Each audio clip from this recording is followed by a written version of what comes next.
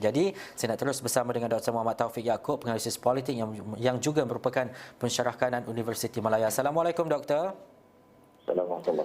Doktor, saya percaya doktor mengikuti perkembangan ini bukan daripada pagi tadi, tetapi sejak mungkin beberapa minggu, beberapa hari yang lepas selepas kenyataan dan juga susulan pengumuman UMNO 15 ahli parlimennya untuk tidak menyatakan hasrat menyokong Tan Sri Muhyiddin Yassin. Tetapi hari ini mungkin apa yang kita dengar, mungkin apa yang kita rasakan sebelum ini dan juga apa yang tular di media sosial berkaitan kemungkinan peletakan jawatan Tan Sri Muhyiddin Yassin akan berlaku selepas mesyuarat Kabinet Khas yang berlangsung di Putrajaya dan ketika ini berada di Istana Negara. Jangkaan doktor bagaimana dan juga apa yang doktor rasakan ketika ini?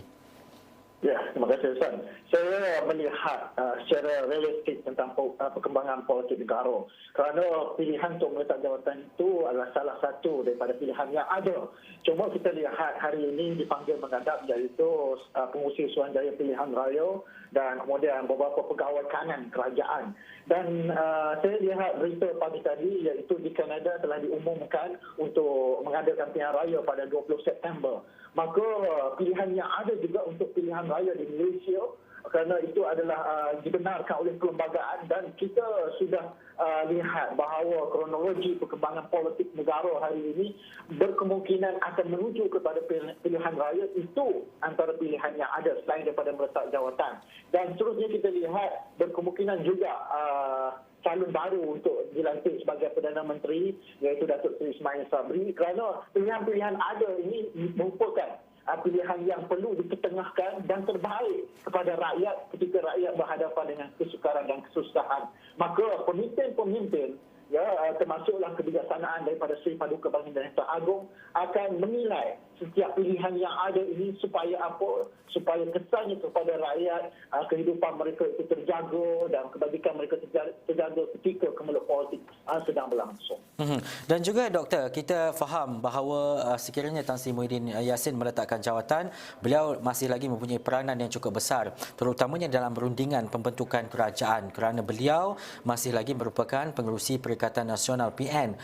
Melihat kepada keadaan dan juga mungkin peranan besar ini, apa yang doktor rasakan dan doktor jangkakan yang boleh dilaksanakan oleh Tan Sri Muhyiddin Yassin dalam pembentukan kerajaan selepas ini?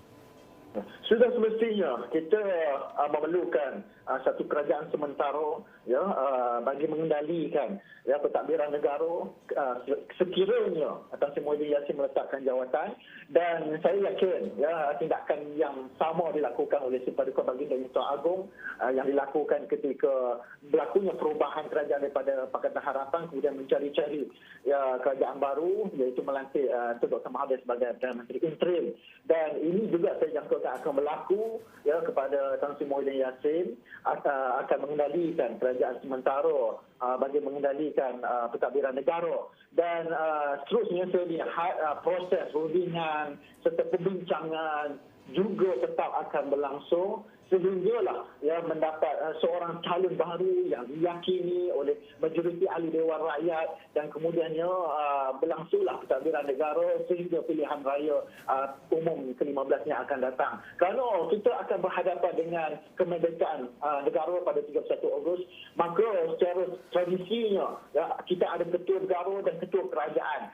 Kalau tidak ada ketua kerajaan sehingga 31 Ogos, ini merupakan sejarah pertama dalam negara dan dunia yang kita menyambut merdeka tanpa ada ketua kerajaan. Maka saya yakin atas kebijaksanaan pelbagai pihak termasuklah Seri Paduka Baginda Yang Agung sebagai payung negara akan menyelesaikan permasalahan yang muncul di negara kita hari ini dengan begitu cermat dan menjaga titik berat kebajikan rakyat. Doktor, spekulasi ini menarik untuk kita saksikan. Ada parti yang menolak DAP, menolak UNWR. Ada parti yang menolak Bersatu dan sebagainya. Tolakan-tolakan ini memberi ataupun mewujudkan satu mungkin congkakan yang mungkin sukar kita nak faham. Tetapi selepas peletakan jawatan mungkin Tan Sri Muhyiddin Yassin ini, adakah kita dapat menyaksikan ada satu kelompok ataupun satu kerjasama yang akan membentuk majoriti mudah?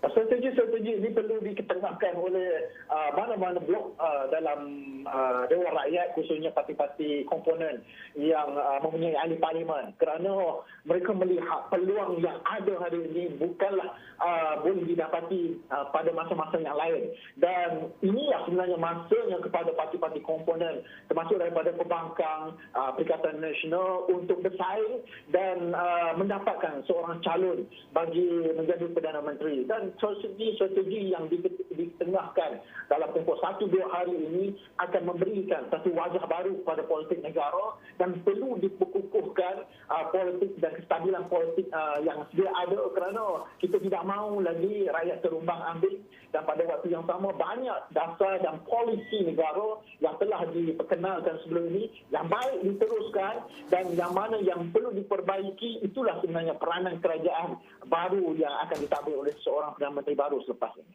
Dan juga Dr. Taufik, kita nak faham berkaitan dengan ada orang yang menyebut bahawa berkaitan dengan Perdana Menteri sementara, Perdana Menteri interim dan sebagainya, tetapi dari segi perlembagaan dan juga kita faham bahawa sesuatu kerajaan itu perlu dibentuk dengan adanya majoriti dan juga mengikut perlembagaan yang sewajarnya. Tetapi perkara ini perlu kita lihat selepas Tan Sri Muhyiddin Yassin meletakkan jawatan, beberapa kemungkinan akan berlaku yang mungkin menurut doktor dan juga menurut firasat doktor yang mungkin akan dilakukan, yang akan terjadi selepas Perdana Menteri mengumumkan peletakan jawatan. Ya, saya lihat kestabilan politik selepas ini berterusan dengan keadaan yang tidak menentu, kerana mana-mana blok ataupun mana-mana parti yang bekerjasama untuk membentuk kerajaan selepas ini akan berhadapan dengan keadaan majoriti yang tipis.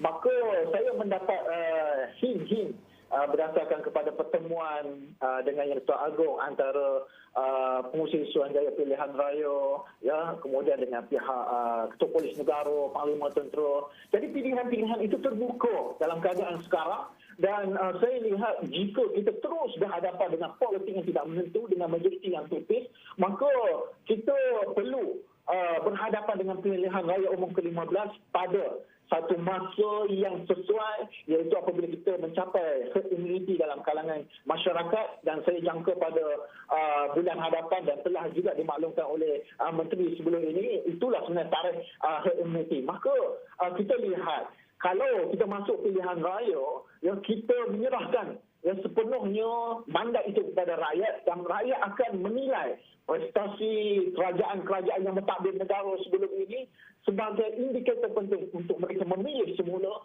sebuah kerajaan yang dominan, yang stabil untuk meneruskan pentadbiran negara tanpa ada lagi kucak-kacir yang seterusnya melibatkan keamanan, keharmonian rakyat itu terganggu selepas ini. Saya yakin rakyat memiliki jawapan jika dibawa ke meluk politik ini dalam pilihan raya umum yang akan datang, ini akan selesai.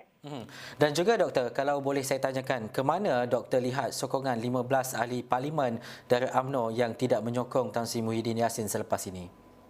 Saya lihat daripada kan Datuk Seri Ahmad Zahid Hamidi akan pecah juga kepada dua kumpulan, iaitu kumpulan yang masih lagi setia dengan Datuk Seri Ahmad Zahid Hamidi, dan separuhnya akan kembali menyokong Datuk Seri Ismail Sabri jika Datuk Seri Ismail Sabri berjaya memberi keyakinan dan memberi satu agenda strategi politik baru jika mengambil alih negara. Dan sebenarnya tidak ada lagi argumen yang menyatakan bahawa kerajaan bermasalah selepas ini, kerana apa? UMNO akan mengambil alih kerajaan, dan Perdana Menteri itu akan daripada UMNO, iaitu Datuk Seri Ismail Sabri. Maka hujah-hujah yang menyatakan bahawa UMNO tidak ada kuasa lagi dalam kerajaan seperti sebelum ini, UMNO tidak mendapat jawatan Perdana Menteri, itu akan terhapus dengan sendirinya apabila Datuk Seri Ismail Sabri menjadi Perdana Menteri. Itu adalah satu jangkaan bagi saya menilai pada perkembangan politik negara, kerana kita lihat Datuk Seri Zahid Hamidi dan Datuk Seri Najib Razak tidak akan berhenti daripada menyerang pentadbiran negara, kerana mereka belum lagi mencapai apa yang diperlukan oleh mereka sepenuhnya, dan saya lihat masih ada lagi pahlawan-pahlawan di sekitar Datuk Seri Zahid Hamidi yang terus menyokong beliau selepas ini.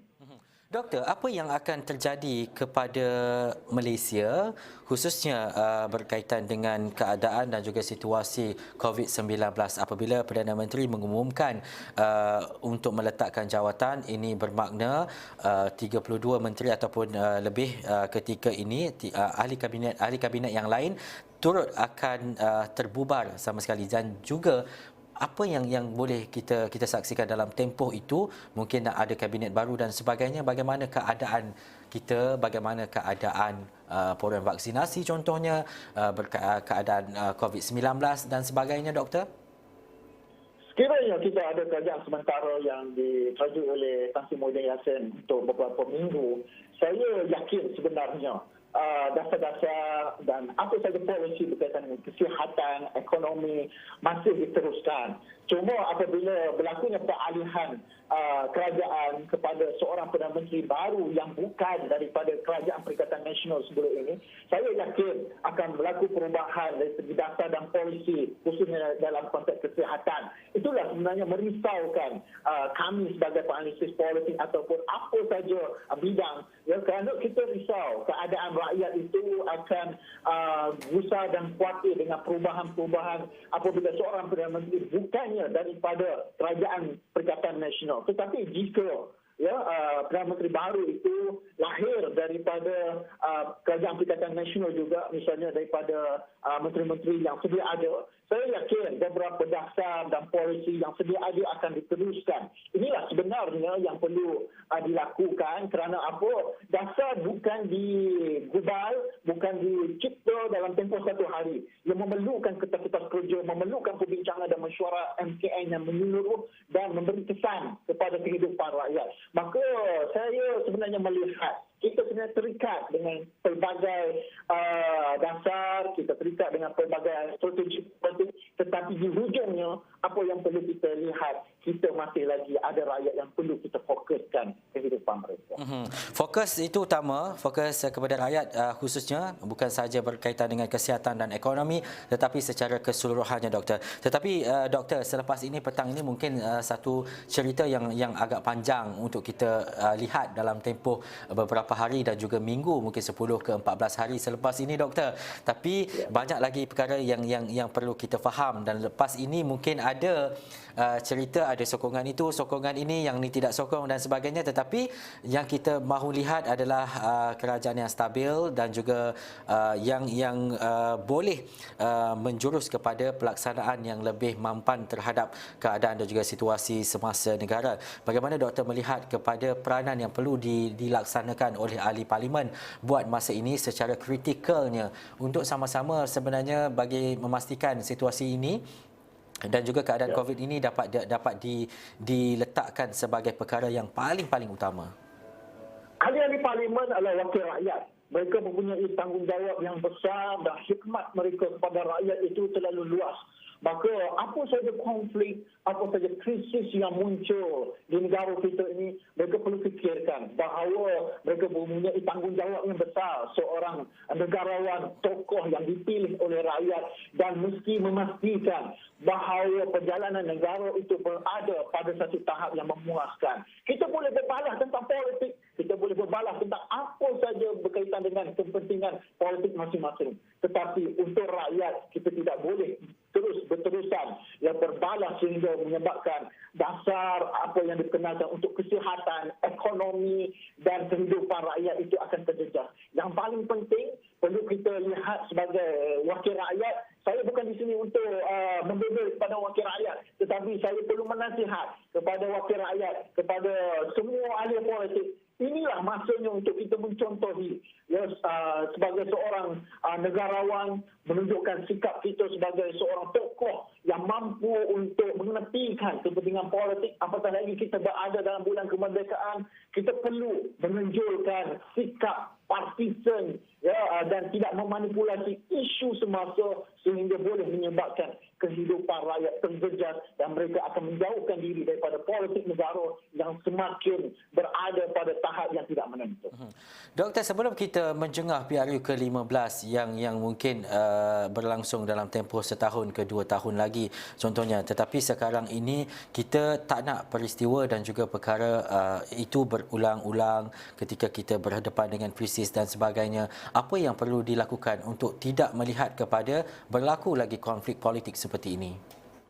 Jika kita berjaya mendapat sebuah kerajaan yang cukup kuat dan stabil dengan majoriti yang kuat di Dewan Rakyat selepas PRU 15, ahli-ahli parlimen dan kemudiannya kerajaan selepas itu perlu fikirkan bagaimana kaedah dan model sistem politik negara itu perlu diubah dan perlu dilihat dengan lebih jauh, kerana kita tidak mahu sejarah-sejarah yang boleh menyebabkan rakyat itu terjejas kehidupan mereka itu muncul kembali pada masa akan datang.